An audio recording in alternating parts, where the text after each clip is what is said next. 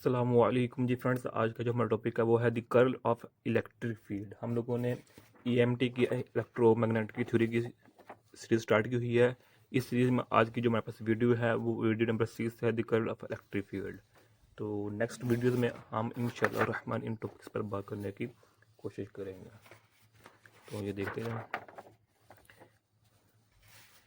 Electric field इन matter है, फिर next chapter है स्टैटिस्टिक्स का। तो ये मेरे पास नेक्स्ट टॉपिक्स होंगे। तो आइए इसको स्टार्ट करते हैं। बिस्मिल्लाहिर्रहमानिर्रहीम, सल्लल्लाहु अला मुहम्मद सल्लल्लाहु अलैहि व आलिहि वसल्लम। तो लास्ट वीडियो में हमने देखा था कि जो हमारे पास डाइवर्जेंस है of electric field A part में उसको देखा था, और जो बी पार्ट में था हमने एग्जांपल देखी थी, यानी कि एप्लीकेशन गॉडजिला की जो फिजिकल एग्जांपल थी उनको हमने देखा था। अब curl of the electric field, इसका क्या मतलब है? Curl of the electric field का मतलब है कि जो हमारे पास ये इलेक्ट्रिक फील्ड है, इसका जो कर्ल है वो इज इक्वल टू ज़ीरो है।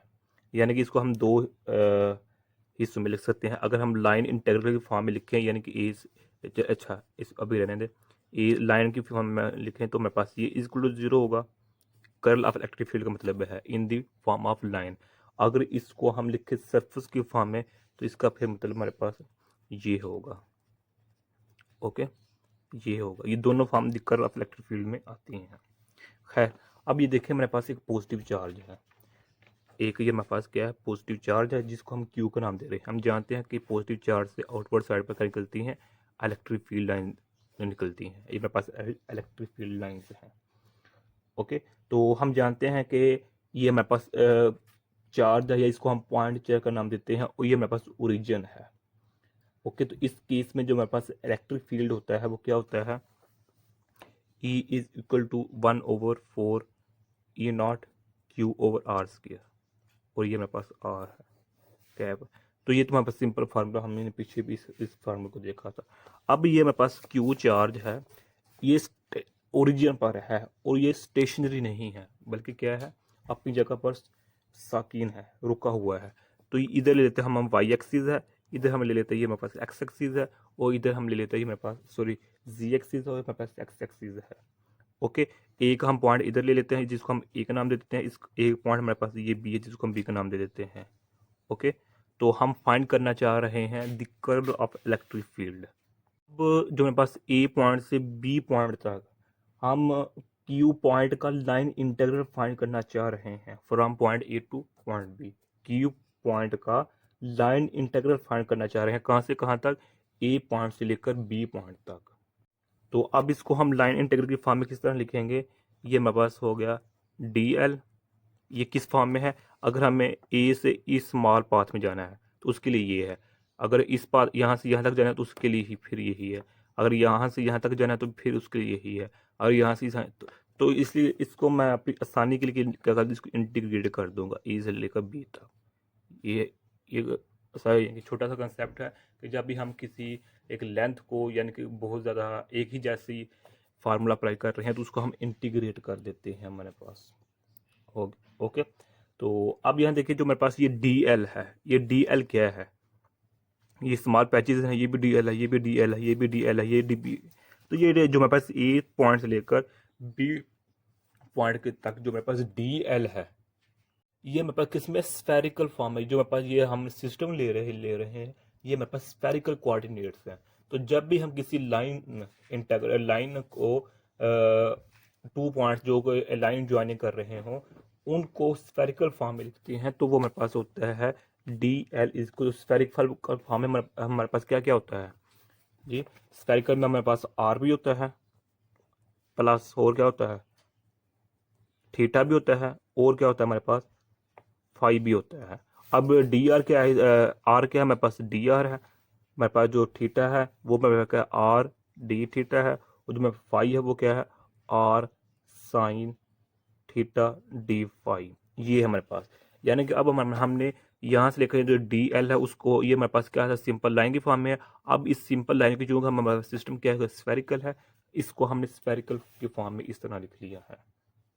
ओके, तो अब इसको हम इंटीग्रेट करते हैं। यहाँ देखें कि जब हम इसको हम लिखेंगे तो ए से बी तक है, E electric field dot D L.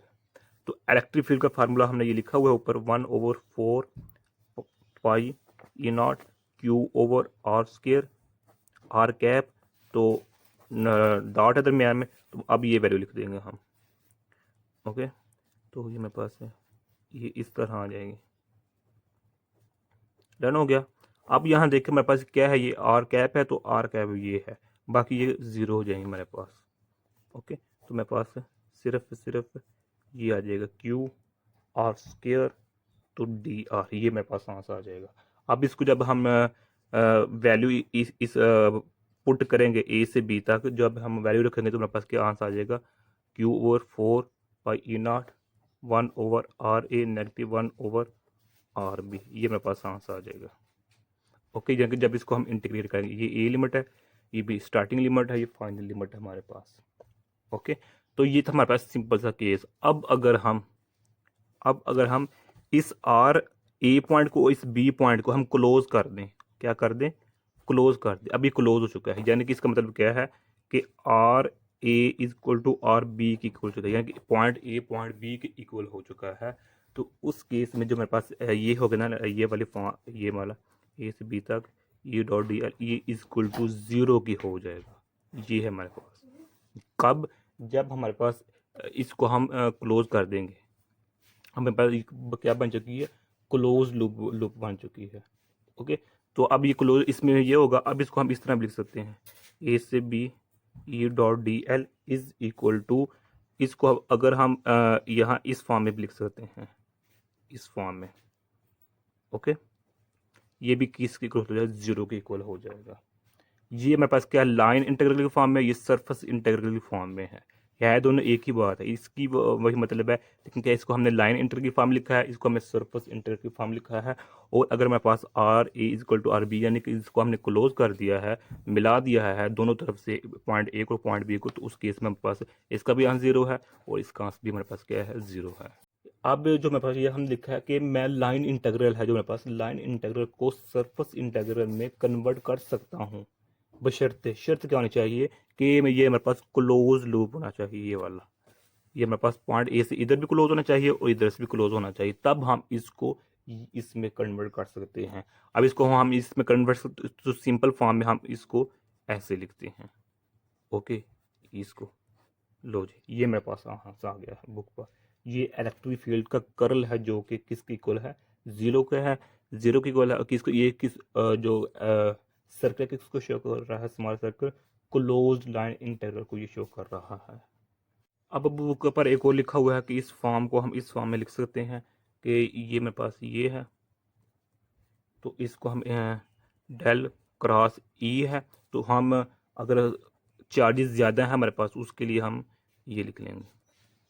Okay, और ये किसकी इक्वल होगा, 0 की इक्वल ही होगा। ये चलता जा रहा है E4 E5 6, यानी अगर इधर हम ये सपोज कर, इसको मेरे पास Q1 है, इस Q के 1 के वजह हमारे पास क्या है, E1 है हमारे पास। ओके, तो ये फॉर्म कौन सी बन चुकी है, superposition in the case of electric field. तो यही आज मेरा टॉपिक है, याद रखिएगा, क्योंकि हमारे पास ये टॉपिक किसका है, इलेक्ट्रोस्टैटिक्स है, यानी कि ये देखिए हमारे सेकंड चैप्टर है ना, इसका टॉपिक है। तो इसमें भी याद रखिएगा, जो कर्ल होता है इलेक्ट्रिक फील्ड का, और वो हमेशा किसके इक्वल होता है, 0 के इक्वल होता है।